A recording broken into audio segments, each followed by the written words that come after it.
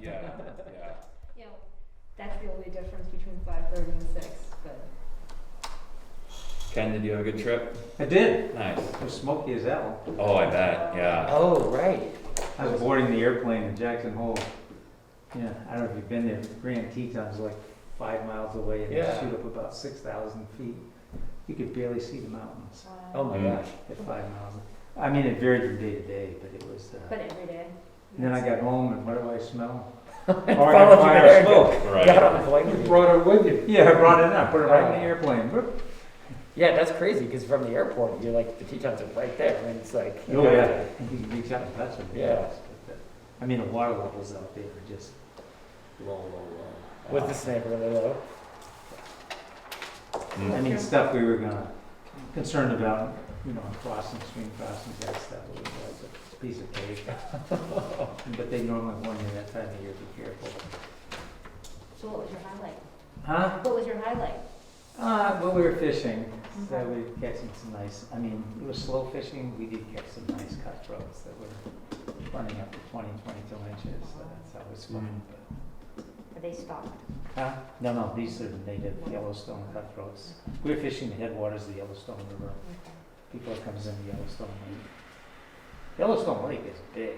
It's the same size as Moosehead Lake. Is it really? Yeah. How Wow. many? I sort of thought it was Winnipesaukee size, but nope, it's Moosehead Lake size. It's a monster. The one time I went to the lake, I remember thinking, into Yellowstone Lake, I remember thinking it was big, but I was thinking Moosehead being huge, so. But it was interesting. I mean, we'd made a few reservations at national park campsites right off, bingo, and then of course we're in the backcountry the rest of the time. But I would say that 10 or 15%, they were booked solid. You know, a lot of people there, but I would say 10 or 15% of the population did not show up because of the smoke. You know, I mean, I felt bad. I've been there before, but that was a once in a lifetime trip for somebody to go to Grand Tetons, Yellowstone. It would have been sad, Yeah. just because it was so smoky. Yeah, I mean, I just like driving from Yellowstone, was it the Rockefeller, through those woods, and then you come out and have the Tetons right in front of you. Like, that's like one of the most impressive It is. mountainscapes like in the entire country that I've like ever seen. Yeah, You see like Moran or one of those, and it's just like, yeah. you know, you didn't know mountains could get that big. Now the irony is when I came back and I turned my computer on, you know, Microsoft rolls up different pictures from around the world. What's the picture? It's the Grand Tetons, you know, Bright, melting clear glow early view. in the morning. It's crystal shit. Oh. Maybe I didn't go to church or something. All right. Well, I haven't heard from Brian or Tom, but it's 6:07, and we have. Tom emailed, or he texted me and then emailed and said that he's probably not going to make it. Okay, fair enough. But we have 5 and Dick as an alternate, so you're part of the voting crew tonight, I guess. Great. Yay. Thanks. Let's see. So I know Will was trying to get the July minutes done, and I didn't hear that he did. So I don't know if we have minutes to review tonight or not. I think he's close on March, May, and July minutes, and may just need a little bit more time. So I'll keep checking in with him on that. Yeah, I would suggest that, you know, for us to just get them at the meeting, it's not right for us to sit here and have to read them and approve them, but we really need them in advance. Yeah. So I'll keep checking in with him and hope that we can have some of those for review before and during the next meeting. There is a time limit on when we're supposed to have the publishable minutes, Right. so lean on them a little bit. Yeah. Just Yeah. say, you know, they don't have to be word for word, they just have to be, you know, blocks of ideas of what went on. Right. Yeah. Yeah, and generally he does a good job summarizing, capturing conversations. I imagine some of the nuance of the conversations that we've had around the management plan and things like that are taking a little bit longer. So I'll reach back out to him and see where he's at. Let's see. So first item on the agenda is the Prospect Farm Management Plan. We reviewed a draft at the last meeting, and it looks like, Ken, you've taken comments and questions and edits from that discussion and incorporated it into the second draft. That is correct. Okay. And, I think everybody was supposed to give me any suggestions in advance. Ben was the only one I heard from. Yep. So when I put these together, and Julie did run off the copies, so there should be copies here. I put it in track change. So what I might suggest, and hopefully this won't take too much time, is we essentially go through these and determine where we are after we've gone through these, and then ask ourselves, what's the next steps? Again, when I put this through, I did not bother to put in the maps and the appendices, that sort of stuff, because there's no sense in doing that. And probably the first question I would ask, and I think we discussed this for a few minutes at the last meeting, is I had initially, if you go to page 13, and we did not go, I think most people had a chance to read pages 2 through 12, which really sets the tone as to how the town got it and the intent of the donor and that sort of thing. And it goes through and it tries to put in perspective the management issues that are related to the abutting lands and so on and so forth. So the first part, unless I've made errors and people pick up those errors, and if you do, please let me know. I'm not sensitive to those things. It essentially sets the context for which our recommendations come. When I get around to the recommendations, I started off at the last meeting calling these policies, but in the end, if these are to go through a town vote, they actually become, some of them become regulations. They become more than policy. I mean, policy is general. Regulations are, this is what the standard is.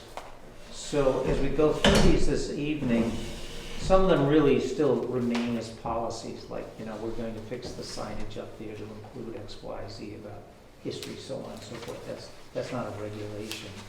Others are, you know, relative to mountain biking or snowmobiling and hunting. Those become regulations in my mind.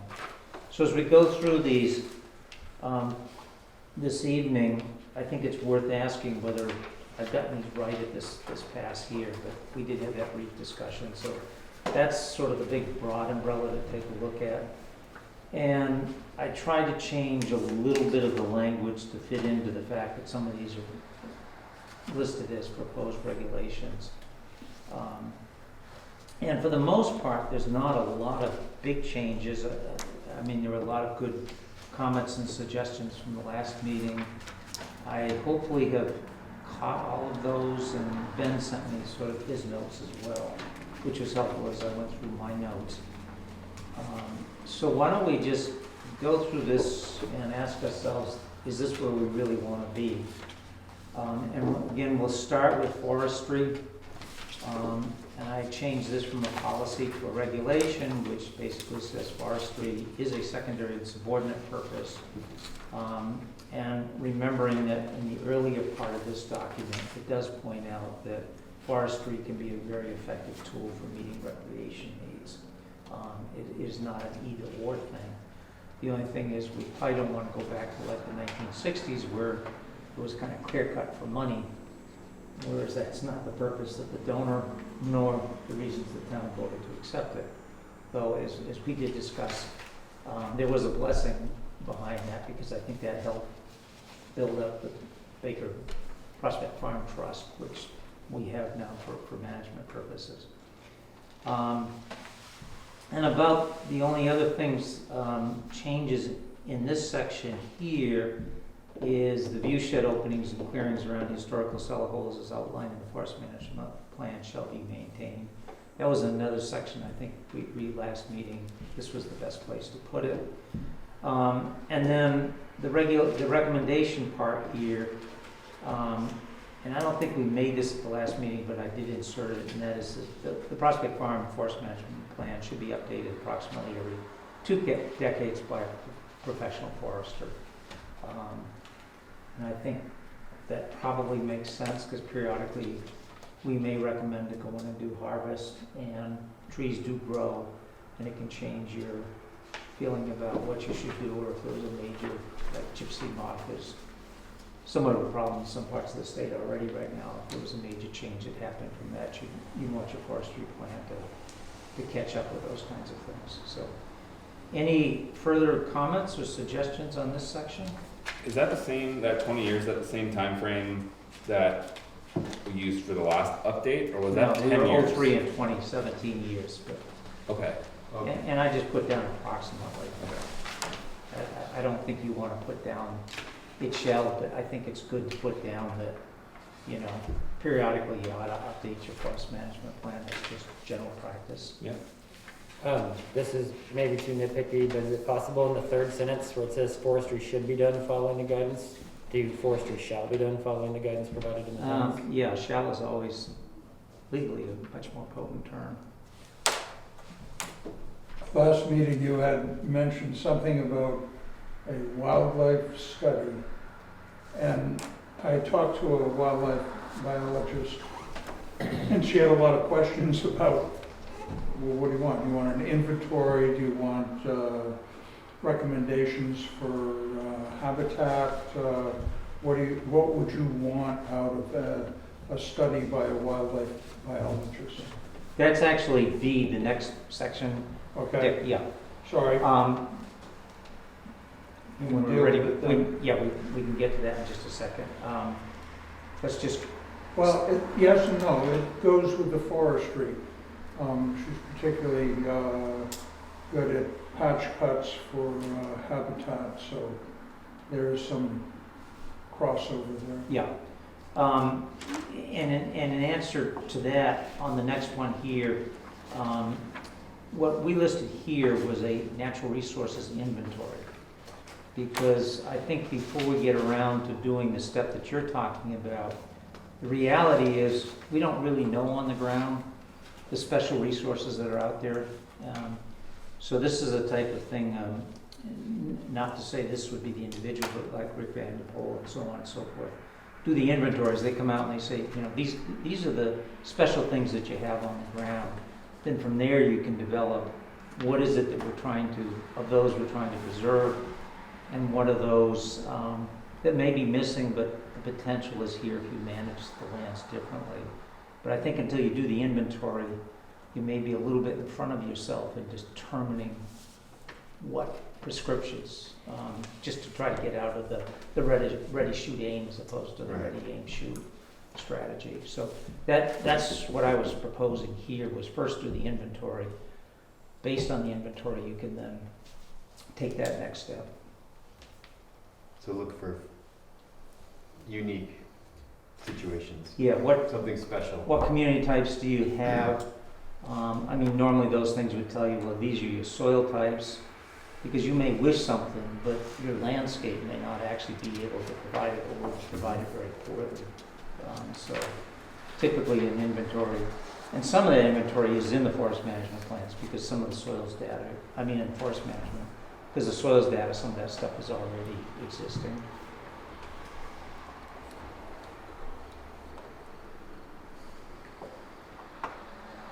So we've covered A and B here. Any other thoughts, additions, subtractions, alterations?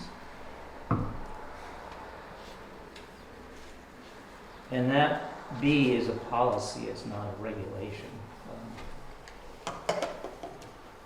Stump dump. I think as we pointed out before, we probably have some disagreements with where the selectmen are right now on the stump dump. Anybody that works with invasives would tell you this is exactly the wrong place to put it. So this is essentially outlining the position that we would be putting first in front of the selectmen, and then from the selectmen into the general public when we hold a public hearing on this. And I would point out that this regulation aligns with the White Mountain National Forest. If you work on the National Forest, anytime you bring a piece of machinery in, it has to be checked to make sure it doesn't have invasives. You can import soils and that sort of stuff. And quite frankly, with the road, with the open sunlight, the drainage ditches, you've got heaven there for not weed to go crazy. And what's the town, currently what's the selectmen's? It came up in the selectmen's meeting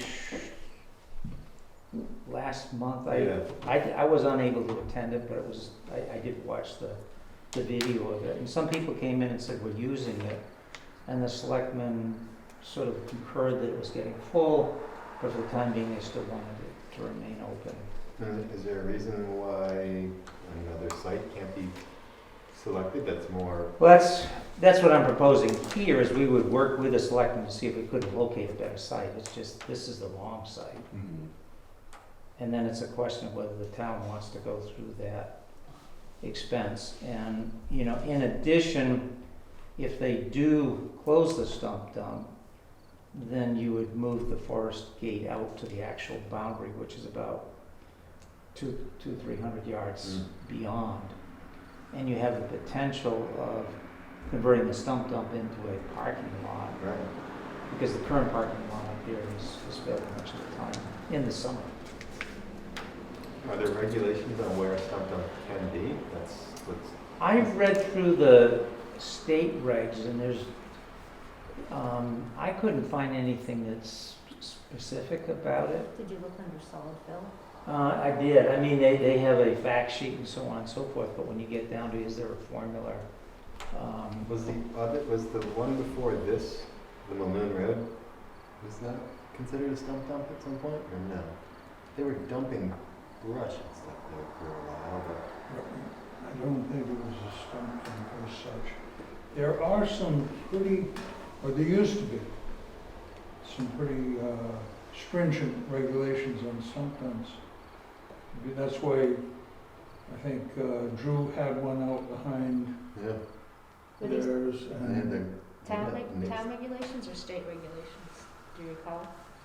Because you might have to go to, you know, DES and look at their regs and stuff. That's what I looked at, yeah.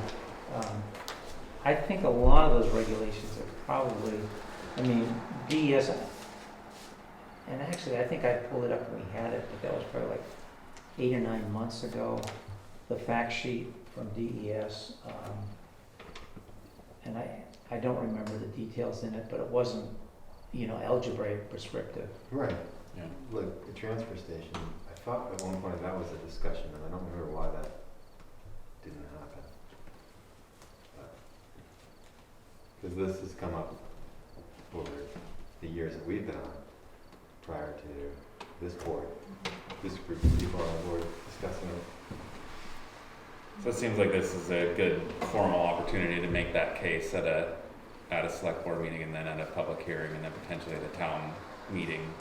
Yeah, I mean, on top of the fact, it seems odd that you drive to the very furthest point of town, up a giant hill, hauling debris. You know what I mean? Just from an environmental, like, is there another way that, why is it, it's not poison.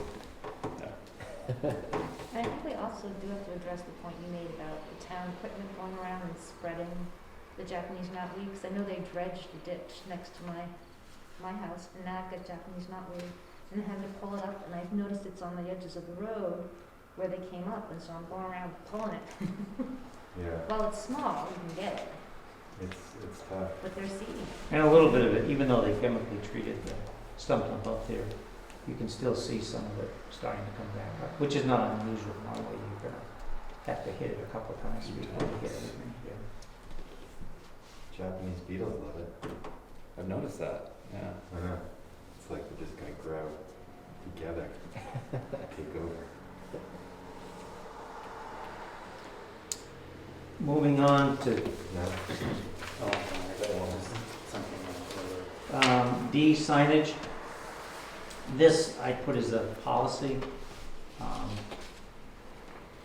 And I did, I think Ben sent me this suggestion is, you know, our signage up there, when it's updated, should include the locations, parking trails, viewpoints, and historic cellar holes, and messaging should also include relevant leave no trace practices and how to reduce trail erosion by hikers and bikers. Obviously, we don't want to put the actual wording in here because too much wording on a sign is bad. Yeah.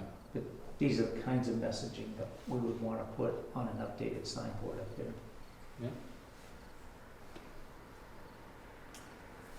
Motorized vehicle and parking access. This would become a regulation. And this essentially is following, for the most part, the town's current ordinances about Class 6 roads. And that was passed last year, Dick, was it? The update? Chief Curley brought it forth. Yes, Yeah.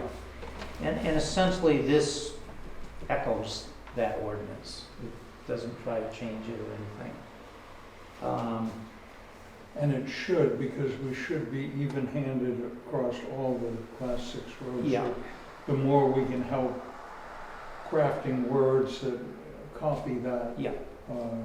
so much the better. And then, you know, the recommendation here is that the sign, the gate be moved out and the stump dump be the mechanism to increase parking up there. That's the lowest impact way of doing it, actually, even though you'd have to rearrange the stumps and stuff. But and those two, if you've been up there and know it, they're not very far apart. I And- think there's a ordinance in here, the town of Jackson's, is it regulation, ordinance, practice? Town of Jackson shall continue the Class 6 road restrictions ordinance. So you take out the apostrophe S, is that what you want to do? Yeah. Let me see the extents, unless that's a word. Yeah. Sorry to interrupt. And actually, is one thing I was, I think before we move this, everybody ought to give it a read and go for the grammar stuff. The first question I is, just see extents on the 5th sentence in that one. Unless I'm wrong, which is very possible. where is it? Extends. Yeah, the only Class 6 road in Prospect Farm. Extends, yeah. Yeah. Yeah. Thank you. That's really a Class 6 road all the way to Hall's Ledge. That's crazy. That's my understanding from the maps in the town Mhm. records here. Do we have to, well, no, you'd know if you looked at it. I've never looked it up. I don't know whether the town, if they change a Class 6, whether they got a vote on it or what. They discontinue it, they do. There's two ways to go to a Class 6 road, and one of them is a vote. I think that if the town abandons the road for 5 years, it will resort to a Class 6 road, Okay. but it can be designated on a vote in the town. And it's probably, well, it comes down to state highway funding too. How many miles of Class 5 road do you have in your town? And they kick out the Class 6, so it's, it's important to have it Yeah. spelled out. Because I think there is a map, again, it's probably over a year ago that I looked at it, that's up on the wall that sort of has color coded. Yeah. And there is a list in the master plan of Class 6. It's a little hard to decipher from that because it doesn't tell you where it starts and ends. It just has mileage, if I recall correctly. Right, they give you the linear Yeah. span of it, but not much of it. Yeah. So that's, and we can double check that, but that was my understanding is it is Class 6 all the way up.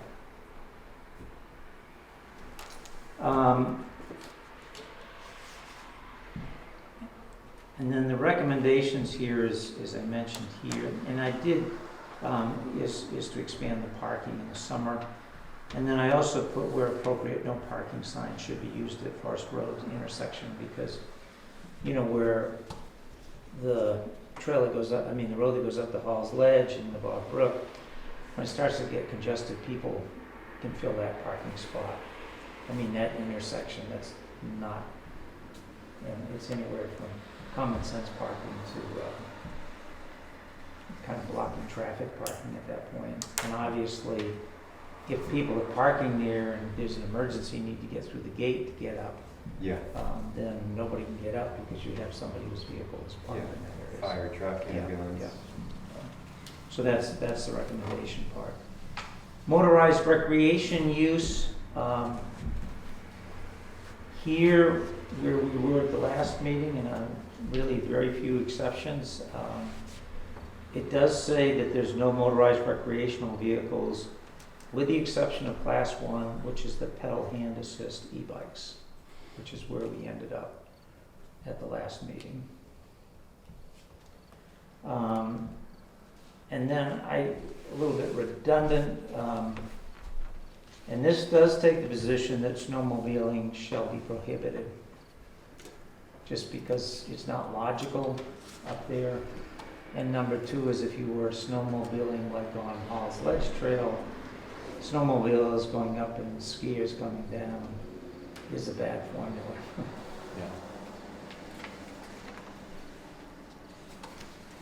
Biking, there were a few changes here from the last meeting. This gets changed to a regulation. It says non-motorized biking is permitted and limited to the logging access of Class 6 road trail system. Mountain biking off of recognized improved trail systems is not permitted. Separate single-track mountain bike trails may be approved based on environmental review by the Conservation Commission and an organization's commitment to maintain them.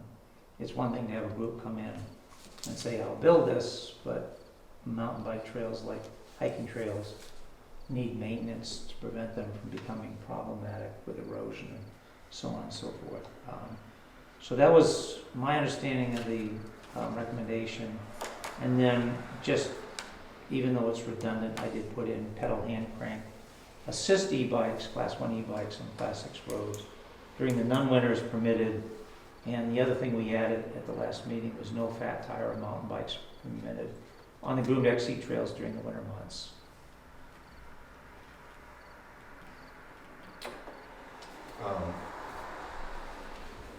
With something being a regulation and a non-permitted activity, and maybe we haven't gotten to this yet, is there a point where there's a, lack of a better word, penalty? Like how is this enforced? Like, or do we get into that later and we don't need to discuss that? It's a good question. I mean, I'm just like, this is what happens. 7 demerits, you know what I mean? Like, Yeah. I'm just like, how do we, if someone asks me, what do I say? Well, Enforcement is always the problem. I mean, that's what started the problem up at Jackson Falls. I mean, you can't just keep burdening the police department. Right. Yeah. I mean, I'm sure Chief Burley would say, great, I need 3 more people. right. You know, and so that, you know, it escalates there. So, yeah, it is a problem and how we do it and, you know, what kind of oversight, more like, what kind of oversight are we gonna provide? Because it can't be somebody up there all the time, Right. but there needs to be some Well, mechanism. I look at this stuff as saying this keeps honest people honest. Yeah. You know, I mean, you put this out there so that people understand that we're not supposed to do that, and most people won't, and that's probably satisfactory. You know, I mean, if something is just obvious and blatant, then right, maybe And you put on the a sign- rare you put the signs occasion up, somebody has to be involved, and if somebody is just truly being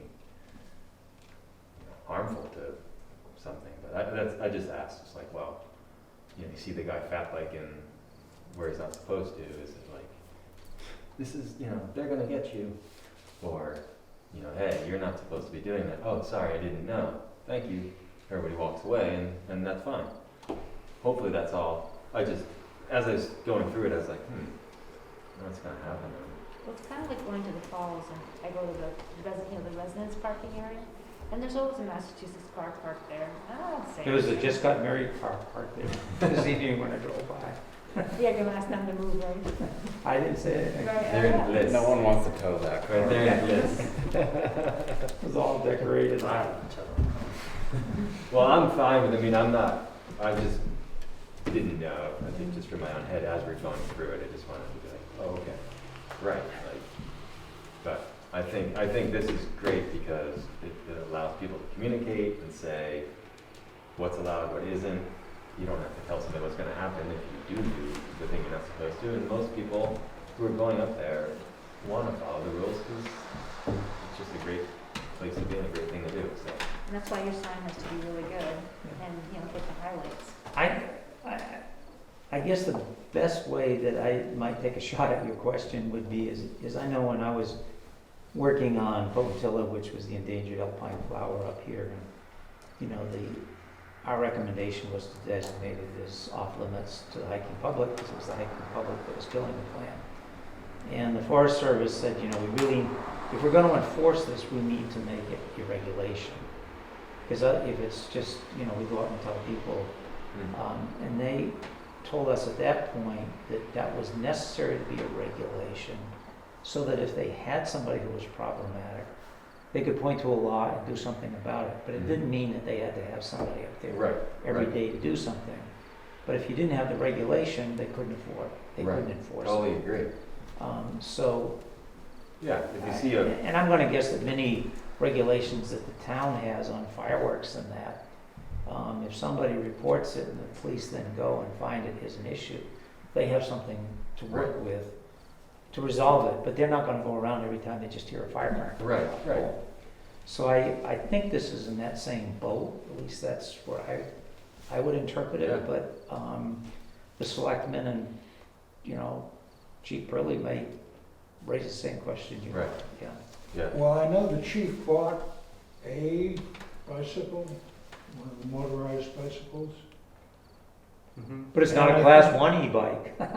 but But yeah, I believe he can go up there and Yeah, anything yeah. he wanted. I agree with you. I was just kidding. But, you know, that might be a reason to say, okay, once a week or once every 2 weeks, go up there.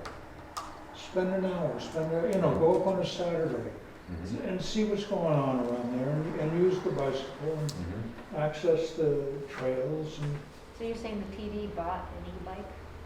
You're saying the police department bought an e-bike to access? yes, unfortunately, he had some extra money and was looking for a way to, no, but I thought it was a valid It's a smart tool. Yeah, reasoning that Exactly, it yeah. would give him or one of the other officers some decent access to the backcountry. Mhm. Also, 4th of July, getting through the crowd, they could do that a lot easier on a bicycle than they can in a cruiser. So, you know, it made sense to me. I voted for it. Yeah. And they do go up there. I mean, I actually found a meth lab up in the parking lot there Where? about 3 years ago. Where was that? Where was that though? At the summer parking lot. It was all the components of a meth lab. Wow. Which is kind of interesting because Angus Badger came along, so he went down and called the police and they came up. And the police thought the parking lot was on Forest Service land. So then they turned around and called the Forest Service. And of course, at that point, I'm gone because Right. this is a police issue. It's not my issue. I just found the components and reported it in. But it was interesting because they were passing the jurisdiction over the Forest Service, whereas in reality it was still in Jackson's jurisdiction because they thought that was the parking lot of the Forest Service. Yeah. How they sorted that out, I don't know. Mike? I was gonna say nothing useless. I was gonna say about 3 years ago it was embarrassing because Ken found my meth lab. I was going nowhere with it. Nothing important. Nothing we didn't already know. It was really awkward. No, it's just at the parking lot, and there were all these blackberries, and we had to start picking some blackberries, and then, you know, here's component one, and here's the gas, here's the... Oh. and That it's like- stuff is dangerous. Huh? That stuff is That's what they call a backpacker's meth lab, yeah. Wow. Oh, yeah, it's dangerous stuff, yeah. No thanks. So I guess my general feeling is that on any trail system where something isn't allowed, there's gonna be the odd person that does Yeah. that out there. And that's just the way it is. And I mean, if it becomes a major issue, maybe we can talk about enforcement, but Right, I agree. generally speaking, I don't feel like it's gonna be a big issue as long as we put signs up and educate a little bit. My only question is, are we, so I think the wording that's been added makes sense and does, allow for a reasonable option for mountain bike trails to be developed and a good process through which to do that, but are we limiting the areas where that could happen on a Prospect Farm by initially saying, do we need to provide some clarity for ways to access particular areas where it would make the most sense to have a single track mountain bike trail, but that under the first couple sentences wouldn't be allowed for access via a mountain bike? Is what I'm saying makes sense? I don't know. We're limiting the areas where you can mountain bike right now, and that makes sense because there's no approved mountain bike single track system. But say one of the areas where it made sense to have a single track system was off of one of something other than the Class 6 road system, would it make sense to allow for access to an area where there was an approved trail system via something else? I'm not sure I fully understand. For instance, you wanna give an example? Yeah. So if the trail plan that was proposed included access to an area that didn't previously have trails on it, but through something other than the logging access to the Class 6 trail system, would that be allowed? Well, that would become part of the new trail system, wouldn't it? Right. I guess that's my question. So I don't see why it wouldn't. I think your constraints up there is you got a lot of shallow, wet soils, which is what was pointed out in the forest. So there's gonna be some areas where it's just not going to make sense to put them in. Does saying currently? But Before that? I was nervous to propose where, because we haven't had a wildlife, Yeah. an inventory, and you'd wanna take a look at your soils maps and a few of those things, because that's such site-specific kind of siting that my Is thought. it possible to have access anywhere that wouldn't originate at some point from that Class 6 road? I guess that's kind of my question. Right, because Yeah. I don't think there's any other way you could put a trail in from any direction I think it would have to originate from that Class 6 road at some point, Or regardless, because Okay. there's I no can't other, see how it would not. right, Fair there's no other point at which you could reach. unless Yeah. you could come in from a private piece of land. At which point, I guess that would just be the private property owner's discretion.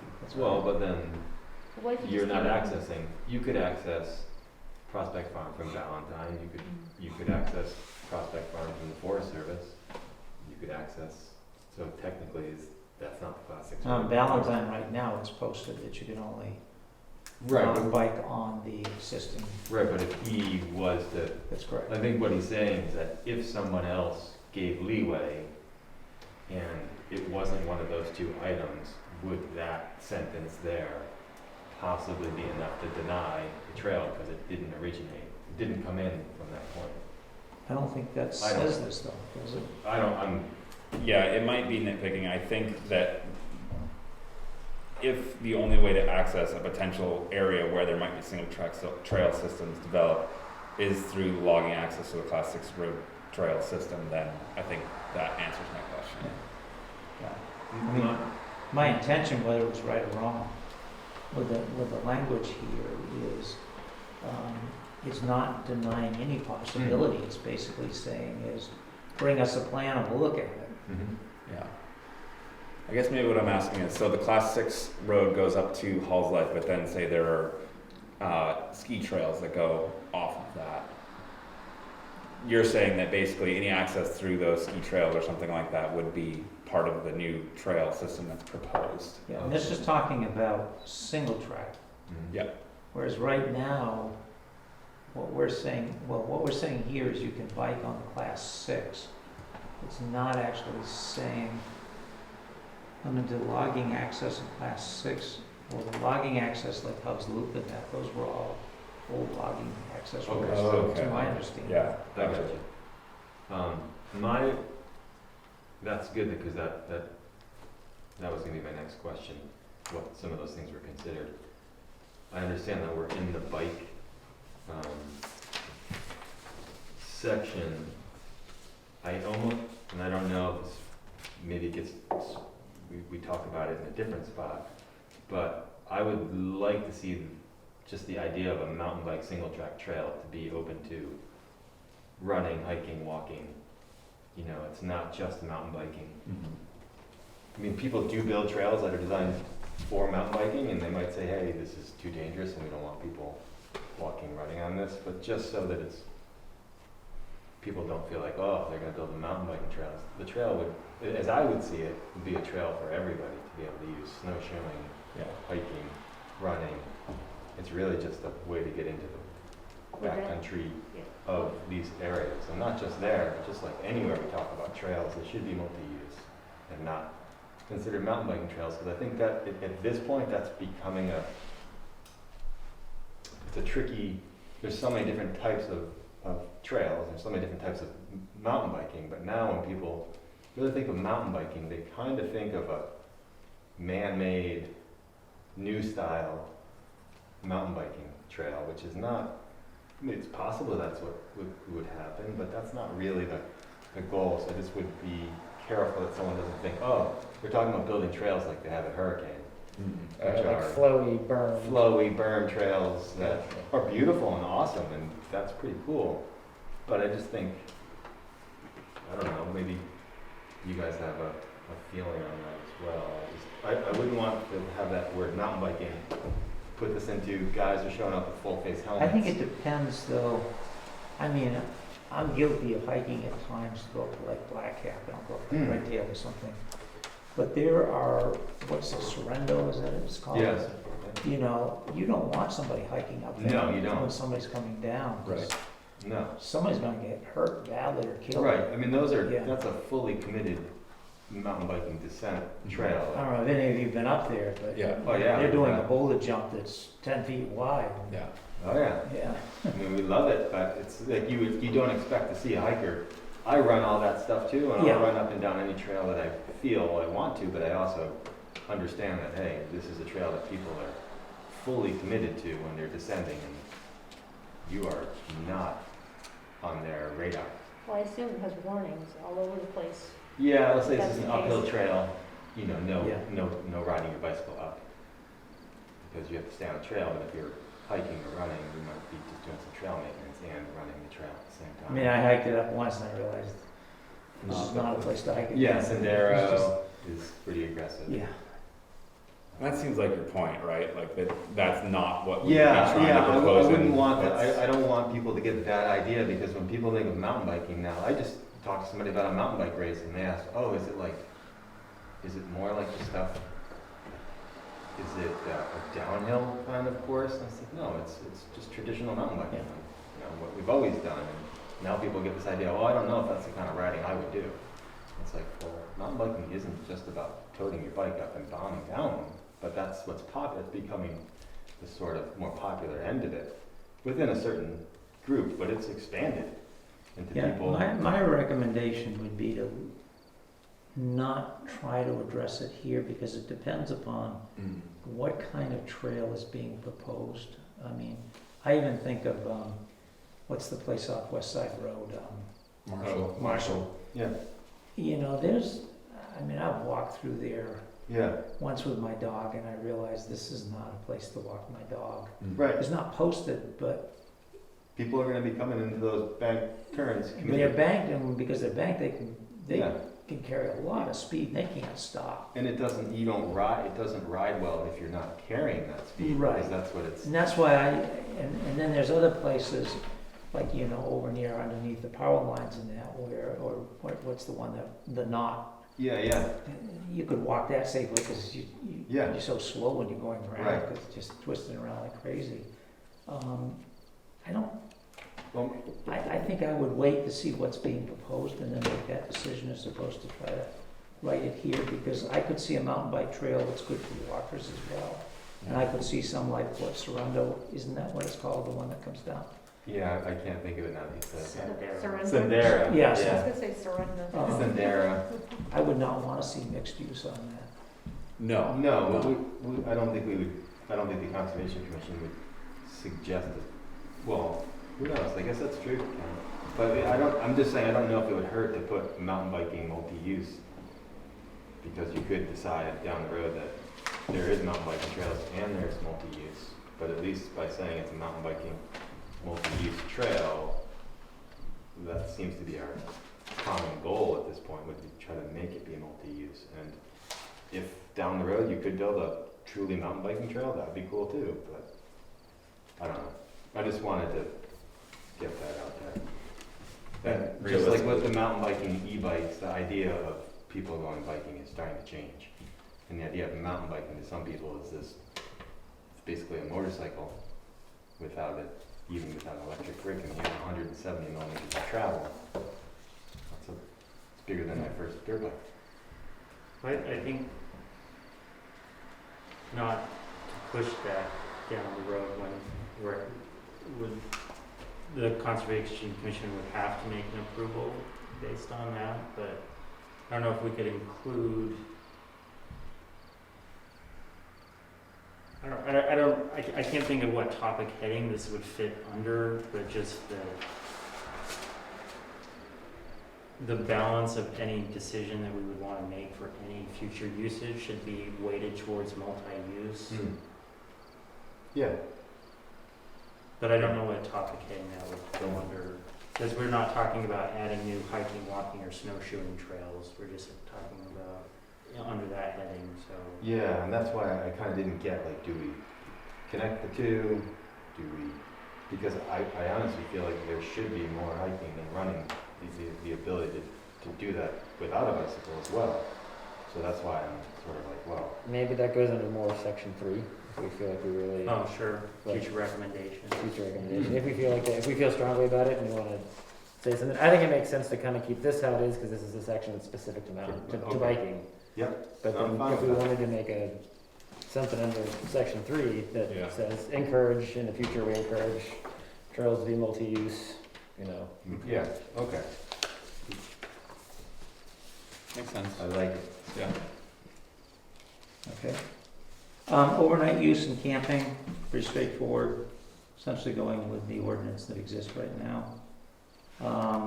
Hunting, this became a regulation, hunting is permitted, following the White Mountain National policy, no shooting from or across the trails. Target practicing is not permitted, bear baiting is not permitted. Hikers and hunters during legal hunting seasons are encouraged to wear blaze orange. And policy, hunters should know the boundaries and respect that the Valentine property is posted as no hunting. We can't make regulations about Valentine's property. I just inserted it here because based on the questionnaire we did in December, a number of folks don't know where the boundaries are. And we're trying to maintain good regulations, but at the same time, we can't. And this came up as well about, well, can a hunter use Valentine's property? My answer would be most likely no, for the simple reason is he's posted his land. And that's his parking lot. But that's not for this. It's just an attempt here to get the education message out. And Prospect Farm has been pretty well blazed now. Yeah. Yes. And they're pretty defined, so we should be able to ask people to respect that. Yeah. Because if he, got upset with the time, even though it's on his, there's a lot of implications there that would become problematic. Everything from the Marshbrook hiking trail to the cross-country skiing and so on and so forth. Hiking, walking, snowshoeing, and pets. I put policy, this actually should have been converted to regulation.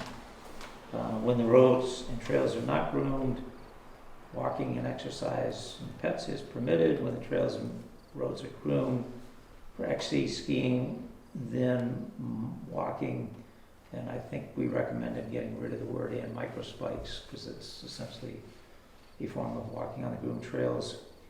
Is not permitted to prevent dangerous post holing, dogs under control of the owner. On a leash are permitted year-round, including on dog designated trails, groomed for XC skiing in the winter. That's just for clarification. With the exception if there's a special event, such as a ski race that day or something.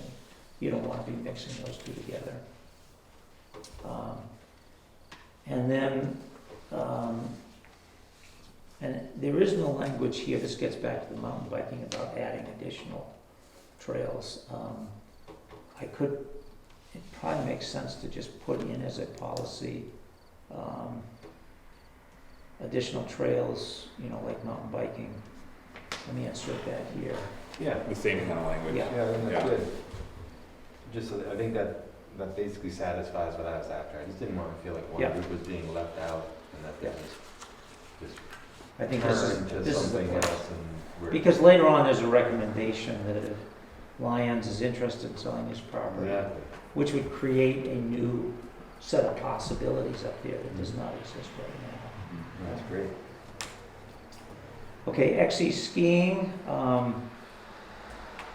pretty much following what is in the 5-year agreement with Ski Touring Foundation that's renewed typically by the selectmen every 5 years. Don't know that I need to go through this. It does spell out that, if you're a Jackson resident, you can get a free pass that allows you to ski on the Prospect Farm only component for free. You can get a special pass to do that. And that is actually in the agreement with Jackson Ski Touring. But I think most people, once you look at it, would realize that that's not where I want to ski. I want to ski out Lock Brook, and once you cross into the Forest Service part, then you're under Jackson is under the ski touring is under the special use permit. Would it make,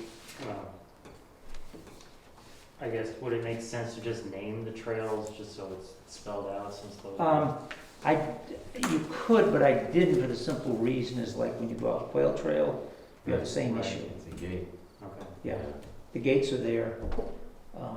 The map will be up there, and that's the responsibility of the person. Right. Because that was an issue when the Ski Touring Foundation worked out the agreement. Some people said, hey, I shouldn't have to pay if I'm a resident. And the agreement was, you don't have to pay, but you gotta understand, you're only given a freebie for the Prospect Farm part, not for the National Forest. That's not Ski Touring's choice or the town's choice. That's the Forest Service saying you can't give out. Yeah, the Forest Service does have restrictions about, you can give out stuff and so forth, but you can't have special privileges. Right. Yeah. Right. And the Ski Touring Foundation does have some special privileges because a Jackson resident can buy a pass at a lower rate than other folks can and so on and so forth. There are some exceptions on that. Noise, open fires, litter, and fireworks. This should also be a regulation. I just wonder, it sounds ridiculous, but external amplified noises from boom boxes, can we put cell phones? Because, Other similar. Personal electronics. yeah, just because, personal electronics, because Other it's, personal, because one You're saying person's. somebody talking on their cell phone? No, I don't mean talking. Now you go out and people are just rocking out to their phone as if they're in their own yard. Anywhere, you see it anywhere you want in the forest, which is fine. But if someone said, hey, I can't get past you. I have to really listen to your podcast the entire time I'm on my walk. I don't know. Well, it's the same thing as, trailing somebody who's talking on the phone in their regular voice. It's like, why don't you walk on the road? Yeah, but like the people listen to music or whatever it is, and it's just, sometimes it's sort of just. yeah, I grapple with the same thing. I don't know how you write this thing. I just put down external amplifier. That's the word I had to use here. Yeah, so I think for the most part, no one's gonna really say anything. But it's somebody walking along talking on the cell phone. The reality is that's no different than somebody walking along Talking with a to partner someone. next to somebody. Right. And you don't want to have Pearlie or anybody else having to sort that one out. No, I think that's a phone conversation. And I just mean that people decide to go out for a walk and then they're gonna listen to their Spotify music as loud as their cell phone will allow it to play, or it's just sort of seems. That's amplified noise. But how is that different from being on a conference call? You know, you put it on, the conference, Or speaker. speaker, yes, I mean. So somebody's talking on their phone and they've got it on speaker, and so that person's talking. How is that different from somebody listening to a I don't know, podcast? maybe there's nothing you can do about I it. don't know. I mean, I'm with you, but I'm just Nobody trying to knows. say, what's the difference? And I've been guilty of it myself, not to say I haven't ever put something on speaker before. I just would like to know if someone said, hey, that's really annoying. I'd say, oh, I'm sorry, I mean, I didn't know that you were there, I mean, I'd be very, I'd be embarrassed. I waited for people to get ahead of me so I could, Yeah. wait. Yeah. I mean, most people up there I know are earphone. Mm-hmm. But do you have No. people that once in a while stop and park and just listen to their tunes and you can hear it a kilometer away? Yeah, it's just that disappointing thing when you're having a nice experience out in the woods and you start catching up to somebody. You're like, oh my gosh, these guys are just like rocking out to their music in the wilderness area or a beautiful place. I'm like, okay, sure. But that's me. I think in reality, this is more, for the noise wise, is more of a complaint for like the extremes. Mm. Right, I mean, if you walk by someone who's got loud noise, it's annoying to me and I don't Right, like right. it, but I'm not gonna Right. call the cops on them. But if I No. go up there and there's someone with like a massive Bluetooth speaker, and they're like, hey, hanging out in the orchard, and it's like, then that might be something where I'm like, no, actually, you know what? Yeah. Like, This is ridiculous. this is ridiculous, Yeah. like, ask you to stop, and then Well, that's when. We've all heard those trucks that come along that you can hear their bass a half mile away. Yeah, I guess what I meant with that is you could have a cell phone that's attached to something small, and Yeah. it's not a boom box, it's a cell phone that's. But if they're sitting down listening to it, which would be what they'd be doing under that scenario, that's not legal. Yeah, I noticed this is a policy as opposed to regulation. Well, I just scribbled in, it should be a regulation, not a policy. Yeah, so they can do something about it. And I think we tried to do the same thing at Jackson Falls, Yeah. because we were running into the boombox Right. challenge out there. I forget exactly what wording we had, but I think it's in the sign, isn't it, Mike? I don't remember now. I don't recall what it is. It's I not don't- as specific as that, but we Yeah. did talk about it, and Yeah. I guess my feeling on the general town noise ordinance, that it's worded vaguely enough in some sections, but in the specifics that it offers is that it's time period sensitive, like mainly time period sensitive, but open for other times for enforcement, but it's also noise that you can hear across your property line, so there's a sense of distance involved. So I don't know how you get into regulating, well, I'm 10 feet away from you, I can Right. hear you, I can see you, I object to your entire presence, so. I They think can't the get difference past though, Ben, is on the town's noise ordinance, because every Saturday night I can hear the weddings over Eagle Mountain. Yeah. And I'm sure people can Christmas hear farm, them at Christmas farm and Yeah. Pretty much even the anywhere. Wentworth and that's noise that's originating on private land going to other people's property. In this case, what we're saying is this is public land and we don't want the noise originating from the public land, which Right. was like the boom boxes at Jackson Falls. Yeah, I mean, there's. How about external amplified noise from personal electronic devices? And, yeah, Including boom boxes. Just- well, no, let's just. I mean, I guess- I think that satisfies, I guess that's what Yeah. I'm after, is like, just so you could say, like, hey, Broad. this is obnoxious, I don't care what you wanna call it. Yeah. So I You go got it. with my That's- bugle, and And personal electronic. We Well, could maybe not. insert the word nuisance in here. Yeah. But that's getting then- very subjective. Yeah, it's, But We again, can keep define honest people nuisance. honest, you know what I mean, just so you can at least communicate with somebody, say, hey, I'm sorry, I mean, some people might just say, oh my gosh, I'm sorry, I wasn't aware, like, when I walk in the park, I get to do that, and I said, well, you know what, this is just maybe a quiet place, and just respect that, people are like, wow, thank you. Yeah. Or if someone punches you in the melon, and, but I'm just saying, like, why do we don't have to enforce things, when we can recommend things and say, hey, these places can be special. They don't have to, Or you just they don't have to post give to the rules. norm. Well, maybe, well, of course, open fires, litter, and fireworks are illegal, so that's a regulation. Yeah. You could take the noise out and just make it a policy. My recommendation is to keep it here. Mhm.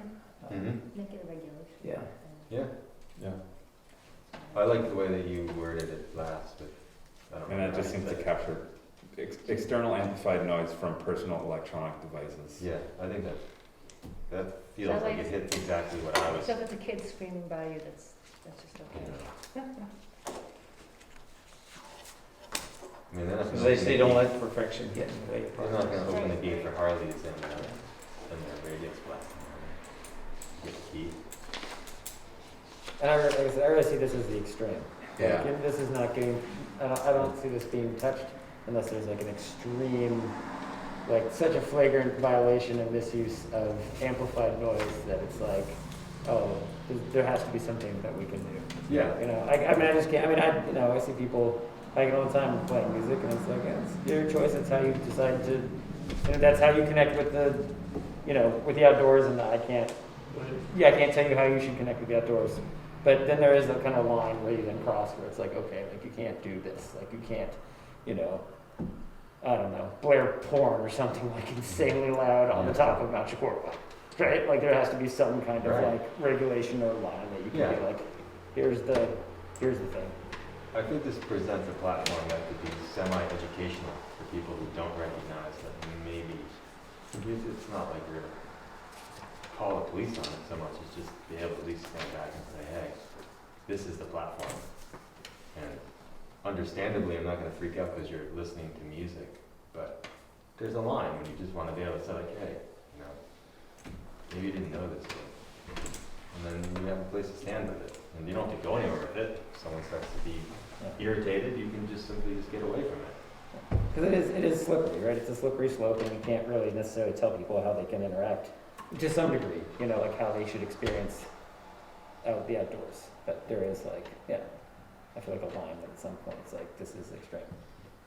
And at that point, I'd want something written down so it can be enforced. My mind is racing now on all sort of counterfactuals. It's like, okay, so if the groomer is listening to music in the groomer, does that count? Does it, or like, I've been on trail work days where, at the organization, they'll have a little small PA and That's, organize people together. you're in a rabbit hole. That's what I'm saying, like, well, I'm spiraling down all sorts of things where, I like this, That's not let's just keep it personal. simple. That's not a personal piece. Well, you do, I mean, Ben's got a good point, whether it be the groomer or when you're driving in listening to your radio. Right, so in the parking lot, In the parking lot, and then you get you your have your turn radio yeah. on, and My feeling is keep it simple the way it is and let common sense run with it, but, I still like the way you recommended having it written. I don't think it changes the feel. It just more broadly says, no one carries a boombox anymore. A boombox is not a phrase that most people even connect to. I just think it's a lot personal.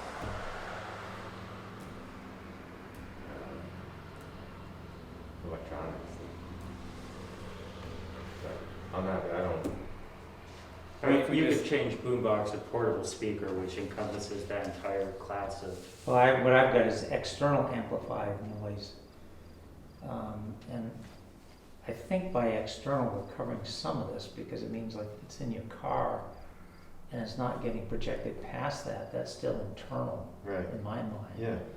The minute you have your windows rolled down, you come in with the noise as loud as possible, that's now external at that point. if you changed it to portable speakers, would that just be more specific and less? I just think because we can't, boom boxes were here today and they're gone, and something else has replaced it, we're just talking about, it is electronic and it is amplified. Trying to start to list out all the possibilities, I think. What if we just kind of got rid of all the specificity there and just said, disruptive noise, open fires, littering, and fireworks are not permitted. You can do that, but then the same series of questions, what is disruptive noise? That included child screaming down Right, dog Barking barking. dogs. My kids wouldn't go out anywhere. All right. My kids would not go out Fair anywhere. enough, Yeah. fair What, enough. what this That's is what we're saying trying to is, do, Mike. you could go up there with a glee club and Like you'd be this little okay. spot. Yeah, yeah. There's no place to hide anymore. Which almost makes me feel like, how do we even include this in here if we can't? Well, the noise ordinance that the town has was not intended to, as I say, that was intended to address, at least my read and understanding of it is, you know, even the events at our local hotels and so forth, that they put some limits on it to be reasonable, because I don't wanna hear 2 a.m. I don't mind hearing a wedding on Saturday night, but I do start to mind it if I'm still listening to the same wedding at Right. 2 or 3 a.m. in the morning, then I'm gonna start to get irritated. You're a good man. It drives me crazy all the time. Yeah. I've heard best man speeches. I hear shout 4 times a weekend. Well, that's how we clock what time it is. It's When they play shout, yeah, you know that it's almost time to turn it off. We had our wedding band rating blog, because where we're at, we can hear perfectly from Eagle Mountain House and from Whitney's, and so we prefer the live bands. Yeah. All right, so external amplified noise from personal electronic devices, is that I think that's where we're settling that's here? where we're on. As people argue about it on down the road. Sorry about that one. We're gonna argue ourselves in. No, I'll be here all night. I think No, it's a, I know we're in agreement. yeah, and I think it's a very fair question. Next Maybe question, to what help size people- font do you want this in? But don't forget. I just like the idea of being able to Regulation. gently, Yeah. I think oftentimes people just like to be almost informed, you know, and if they don't, you know right away, it's like, hey, this is not, you're not like saying, hey, did you know this is a regulation? It's just more you Yeah. can be. And when we bring this out to both the selectmen and a public hearing, we may get some input here that's, Yeah. you know, thinking better than we are right here. Agreed. As you edit this, you should think of getting rid of all ambiguity, as much as you can. Yeah. Because that's when it gets into these long discussions Right. that go nowheres, they're circular, they just blah, blah, blah. But if you go with established wording, you know, that we already have, that's really good. And, you know, just try to edit out any of those, you know, kind of wishy-washy places. And you're gonna have a much better chance of getting it through. And my other thought is, as you edit this document, you have to think about whether you're promoting recreation or providing recreation. And I think we should provide recreation. I don't think we're in the business to promote recreation. Yeah. It's just a thought of how to look at these words. And that's actually a good point, Dick, and, I mean, I tried to tee it up, but I never even asked the question the way that you did, is how is our master plan language, which I have put here because it does, just going back to see whether it does the provide versus promote. I'm going to guess that the master plan is probably promoting, Yeah. which would not surprise me. So where am I? I'm just checking right now. What page are you? Page 6. Support the present tourist-based economy while encouraging diversification to maintain economic health through the development of low-impact, small-scale businesses.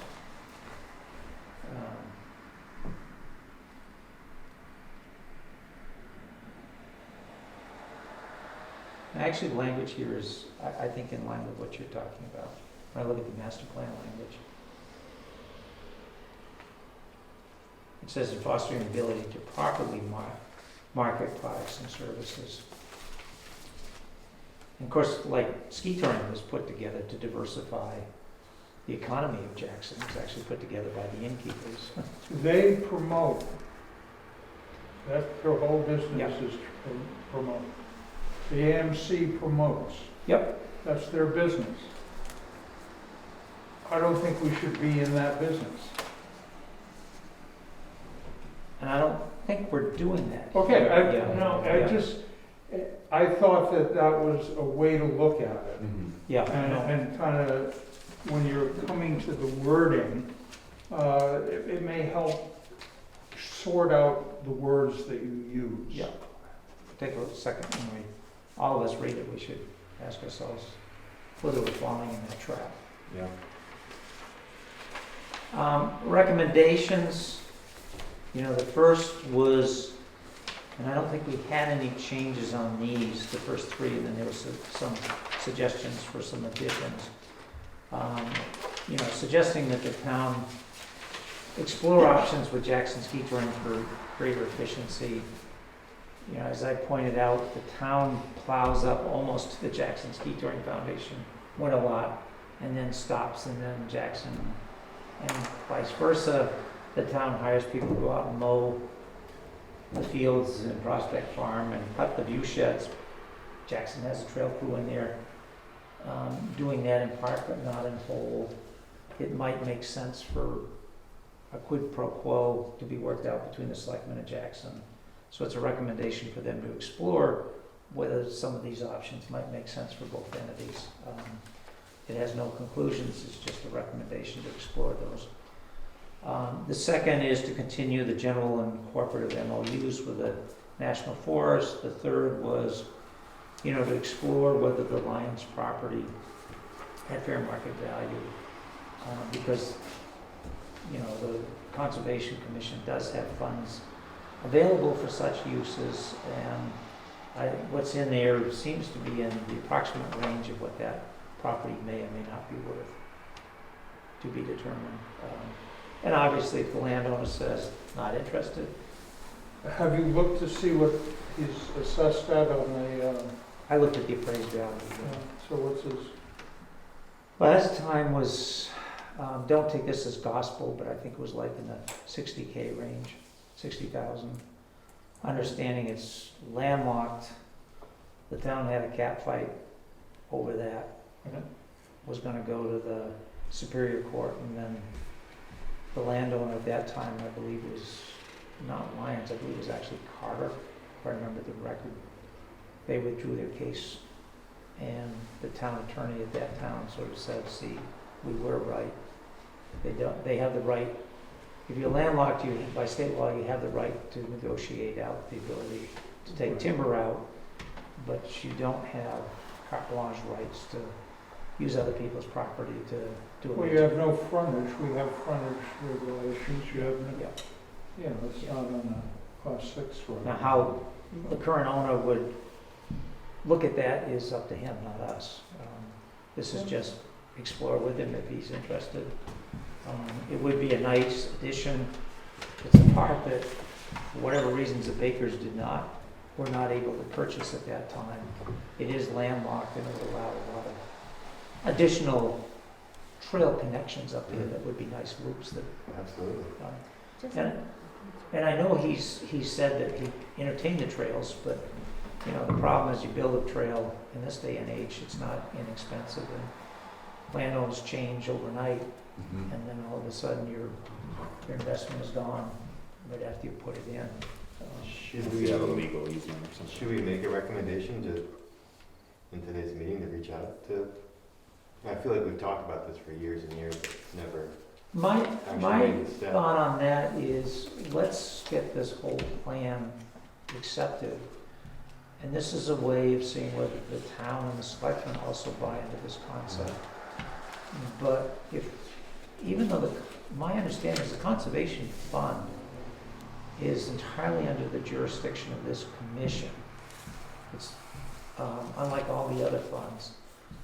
But to buy land and add it to the town, I think for this commission to do that without a collaborative effort with the selectmen would be probably going down the wrong road. Which goes to my point, can the Conservation Commission own land, or would it be the town of Jackson, just for the purposes of what we're doing? Prospect Farm is owned by the town of Jackson, and if this was purchased, it would be owned by, my understanding, would be owned by the town of Jackson, just as Prospect Farm is. Yeah, I think so. So, you might wanna just selling the land parcel to the town of Jackson, instead of Jackson Conservation? Yeah, that's a good point.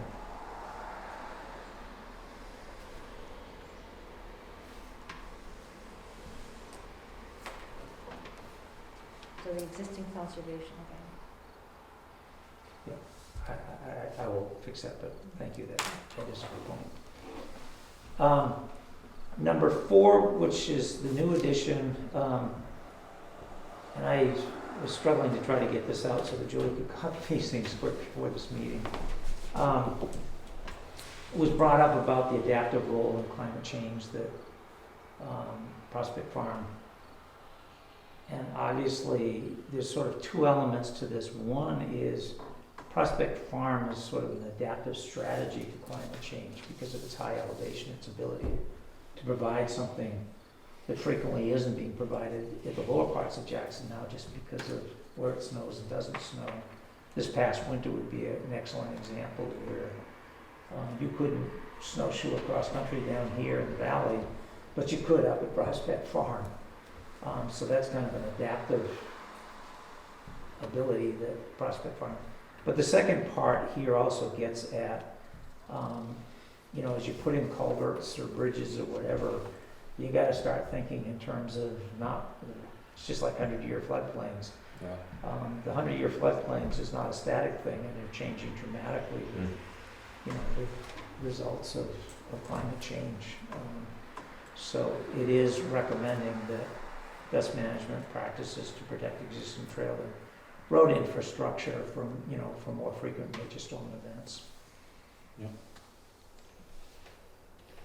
And then the last one I just inserted, and I think it's kind of a follow-up to the Stump Dump, but the town should adopt a policy to control and prevent the future spread of invasive species.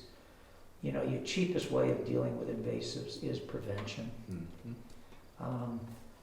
I know because I developed the state's milfoil program way back in my original career, is if you can stop it before it starts, it's the whole COVID thing.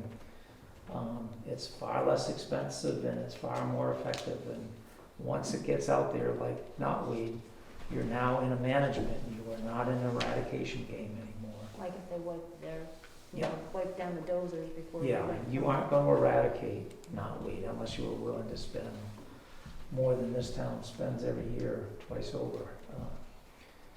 And that's, it would be good for the town to think a little bit more aggressively about prevention. Mm-hmm. I mean, that's the whole lake monitoring programs for lakes that don't have milfoil.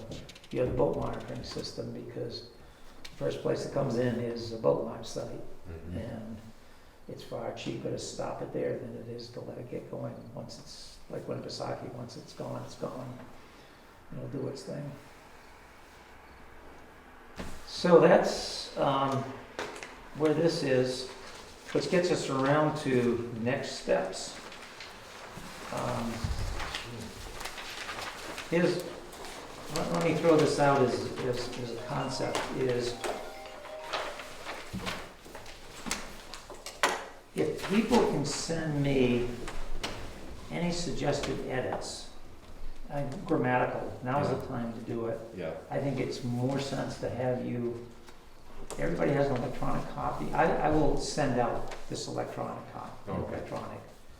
And Dick, I'll need your email because I noticed, Jeff, when you sent out the notice, Came it still back, had, it came back because it still has Dick email that's coming through the town, which now gets bounced. Right. No, they threw me out. Yeah, so I'll need your personal email address. R.A.B. Dundee, R-E-B. R.A.B. R-A-B Dundee Dundee, N.H. at Gmail. at Gmail. You did get my separate email. Yes, with the agenda? did. Okay, because I noticed afterward that it didn't go through and Yeah. I realized. Yeah, so it's rabdundee@gmail.com. Great. I will circulate this version.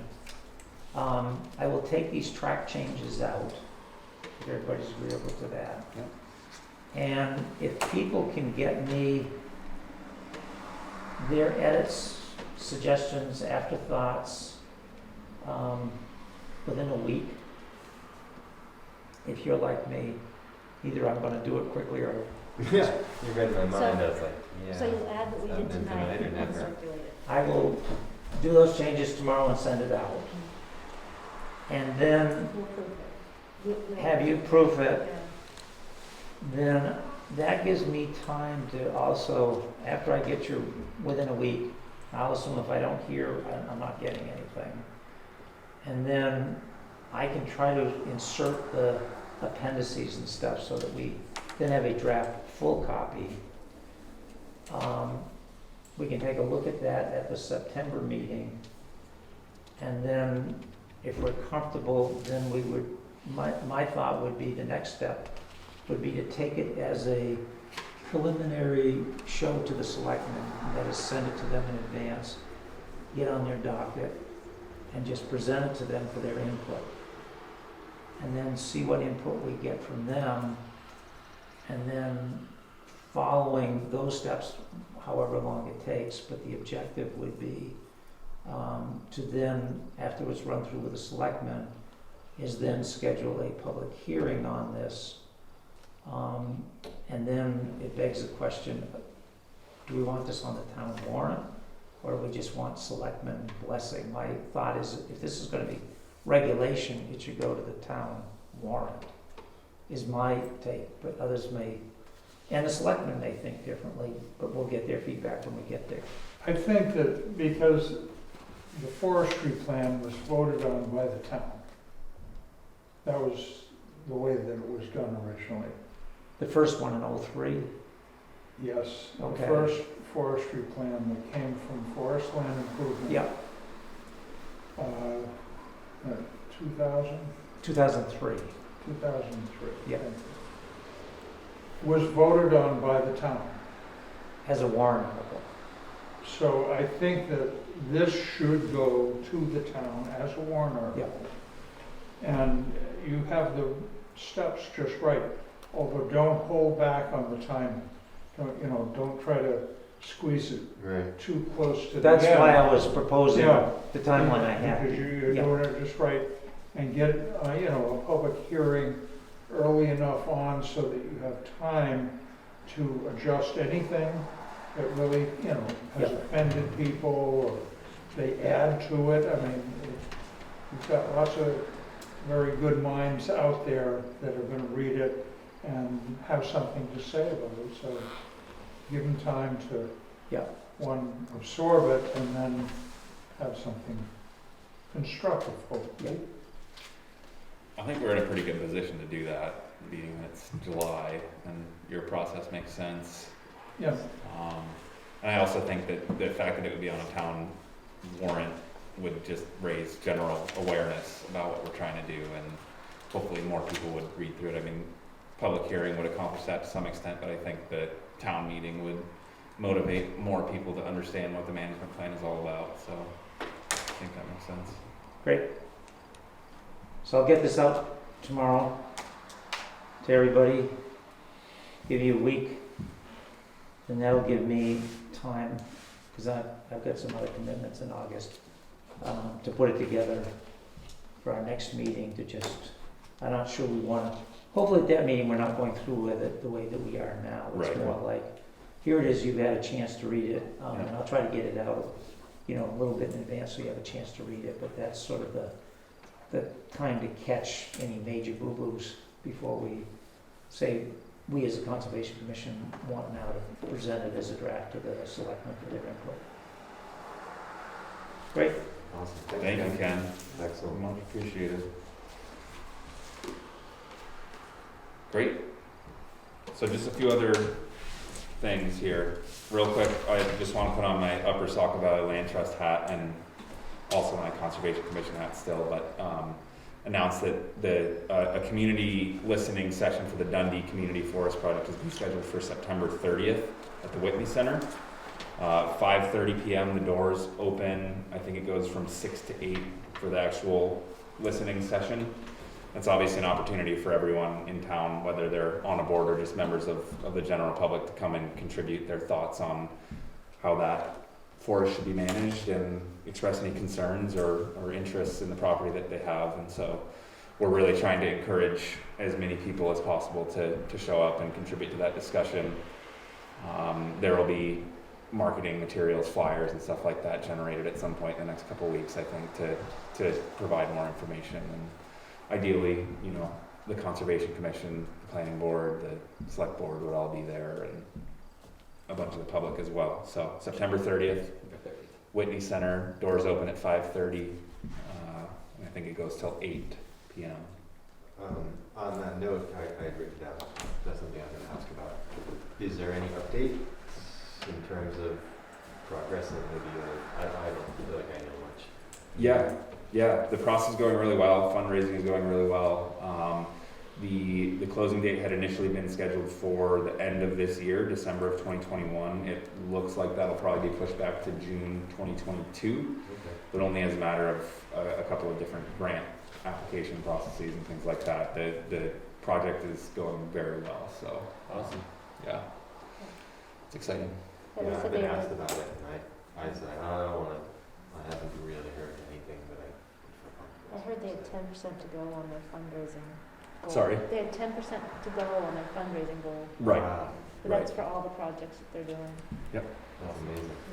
They're doing Pine Hill and this. Yeah. So that's that. Put it on the calendar and let everyone know that might be interested. Yeah. I just had Julie print off letters to conservation easement property owners here in Jackson, so I'll be sending those out. And I did get a reminder from the Forest Society about monitoring for this year, and so ideally we'll hear back from some of the property owners, and maybe some of them will want to go out and do the monitoring visit with the monitors for each property. But if not, at some point between now and the end of the year, we should be getting out to those properties. And I did try to store some additional information in the Google Drive for what property information I was able to find here at the town, some stuff that was provided by the Forest Society. So I guess if you have questions or need more information, let me know. But Do those letters have the landowners reach out to the person who monitors, or is it, how does that work? it asked them to contact us. Yeah, Okay. yeah. And that's typically how we do it at the Land Trust as well, is we say, we're planning to do it, if you'd like to join, let us know, and we'll make that happen. If not, we'll proceed with the monitoring, and Okay. we'll Yeah. follow up with the report, basically. Yeah, I was contacted last year for the first time in all the years I've walked that land, Yeah, yeah. which is So- cool. I like it. Yeah. It's nice.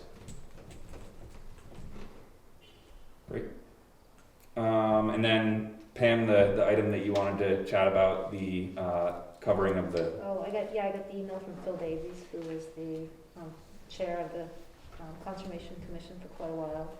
And he was back touring around, and he said, why is the salt and sand shed not undercover? Because apparently he spent a lot of time and effort trying to get that salt and sand shed. But he said it's not being stored in the salt and sand shed. They have equipment in the salt and sand shed. Dick, do you know anything about that? I don't know anything. Is this over at the highway? Yeah. it's- Right, yeah, the big it's structure highway, that's, yeah. Doesn't the Built. state require, yeah. I think the state may have some regulations about salt piles are supposed to be covered. I think he may have referenced that as well. Because there was, I remember at one point, when I first joined the board, there was the issue of them keeping it behind the old Gray's Inn. town hall.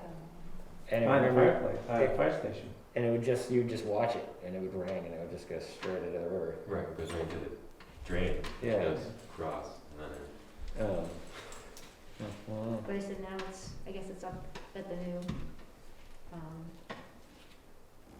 highway department, and it's not undercover, even though there's supposed to be a salt and sand shed. Or I don't know if it's maybe Rick can find out. Well, there is a salt shed next to the garage, the next building is the salt shed, and then it's a sand pile. And I know they mix it, they keep the salt under cover, and then when they're using it on the roads, they mix it. And I'll have to ask Patrick where they mix. Maybe what you can do is forward me the email that Phil Davies sent me that said, they're storing equipment in the salt and sand shed, and the salt and sand is out in the open, and see if Pat can tell you, no, that's not the case. Right, Why? you might I say don't that's think just, that's the case. I think the salt is definitely undercover. Okay. Maybe we could forward it to Pat and Frank, who I think, is Frank the liaison to the road agent, do you know? Yes, he is. Okay. So maybe we could just yeah. that's broach the simple. conversation there. I can send him that. No fingers pointed, just Yeah. ask for clarity. Yes, Yeah. I can send that to Frank. Okay. Thanks, Ben. I think that's it. One other minor note, just to say that the contractor who I had spoken with about the kiosk still says that he can get it done this year, but that it would likely be, October. And if we are okay with that, he's happy to do it. If we want to look elsewhere and get it done before then, I'm not necessarily confident that there will be someone else available, but. Do we have a price or anything, an idea? Yeah, he had provided one a while ago, and I'm struggling to remember exactly what it was right now. But I had put that quote into the request from the Wentworth Wildcat Fund, so it's somewhere in my email. I have one question only, well, not a question, well, I guess it is a question, but it's sort of some information we were told. Our mountain trail maintenance, I've had a couple of people ask me about that now. Yeah. A lot of people are finding out, but Yeah. is there a timeline, do you know? Yeah, I think the project is scheduled to start at some point. You're referring to the trail relocation? Yeah, so the Forest Service, in partnership with AMC, White Mountain Trail Collective, and the Upper Saco Valley Land Trust, is working on a relocation of the existing Iron Mountain Trail, essentially to provide a more sustainable route up to the top. I mean, anyone who's been up there has seen that trail is essentially a gully at this point. So it's scheduled to start at some point in late August, I believe, and I think it'll take the course of a month or two. The property owners up there are aware of what's planned and what's going on. I think they're, over the course of the next couple of weeks, planning to flag out the final route, and then proceed with clearing from there. So, Very cool. does that answer the Perfect. question?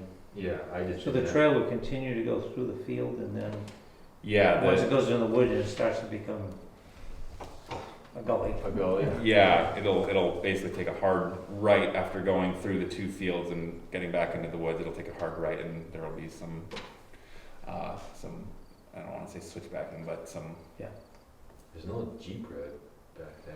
Yeah, There's there's an some. old fire tower on top Yeah. historically. Yeah. Right. I think they are at times.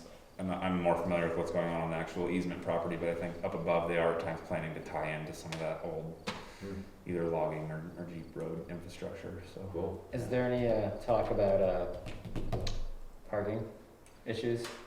Yeah, there I think always, but we have worked a little bit to resolve some of those. So there's the main parking area up at the top right where the trailhead is, and then we've added some signage. The land trust has added some signage to direct people to a lower lot, where there are a few more spots, and that seems to have cleared up some things. In addition to the fact that I think in general we're seeing a little less pressure on properties, and I don't know about whether that's the case for Jackson Falls or not. I haven't been by on busy days, but it just seems like things are a little bit quieter this year. So I think between the signage that we've added up there and a little bit less pressure, some of the issues have been resolved this year, but I think it's still I think concern. part of it is all the people that showed up last year, now they've done it. Right. They've gotten their photo and They don't need to. They're all go back. set. Yeah. I'm like, wow. That's I was a at goal. the May and it was like nuts. oh really? I couldn't believe Yeah. it. You were there when? Like I don't know, 2 months ago, Oh. May, sometime in May. Like it was like a random day in May, and I was like, oh, no one goes to Iron Mountain. Yeah. And I was like, oh, everyone goes to Iron That's Mountain. what I was gonna say. I mean, my son and bunch of his buddies went up there, and I had to remind him, said, hey, this isn't like it used to be where you would see nobody. Yeah. You might see groups of people just. There are cars parked on like either side of that Iron Man Road at the very end. It was Wow. crazy. Like you could barely like fit a vehicle. He said no traffic. Yeah. Oh, one other thing I was gonna say real quick is I just heard on my way over here, and you probably already know this. I didn't hear this yet, but I'm gonna go to the right now. Apparently, there's some strong interest in looking at connecting Boggy Brook to East Branch. People already know about this. Yes. Yeah, they're like scouting trails and talking to Forest Service and like Oh, I didn't know that. that'd be awesome. That'd be It'd great. super cool. But Yeah. basically going from the end of Boggy Brook, You're saying East Branch or East Pasture? sorry, East Pasture. Because you could do both, but You hit the woodland trail. one would be harder than the other. Yeah. That's, I mean, the short answer is we've looked at the route, we have now the Jackson Ski Touring Foundation has put in a request to the Forest Service, but it's up to the Forest Service to determine whether it's a go or no go. And then, if it is a go, Jackson's coming up on its 50th anniversary. There'll be a capital campaign to try to raise the money to do the trail. It'd be awesome to But connect if this. it doesn't pass the national forest, that's end game. Because there are issues about links and all that Yeah, sort I of think that's stuff. what they did last time. But much of it would actually follow old, well, not old, because that was, a lot of that was You could, harvested. you get pretty close already. Yeah. And it's not that But it'll come in where the true east pasture is. Mm-hmm. Most people think Hazelton pasture is east Right. pasture, but east pasture is actually That little all pasture. grown back in, Yeah. yeah. It's not, doesn't look like a pasture, it's just a little spot.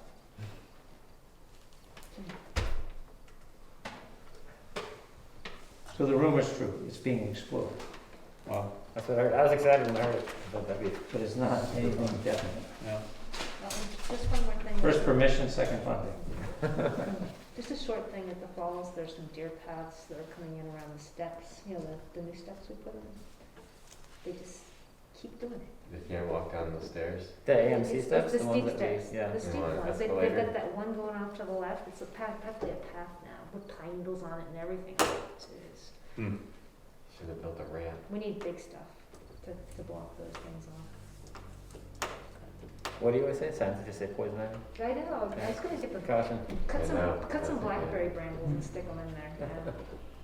We still have a work day kind of on the docket for some time in the fall, so. Yeah. It's too bad we didn't do it in July, it rained like I know, I was just saying that to Pam We'd have had to earlier. buy rice instead of blueberries, Yeah, but Right. right, yeah. The Still wettest, is raining. wettest July we've had. Yeah. Great, any other items to discuss? I make a motion that we go home and eat supper. Do we have a second? Okay, all those in favor? Right.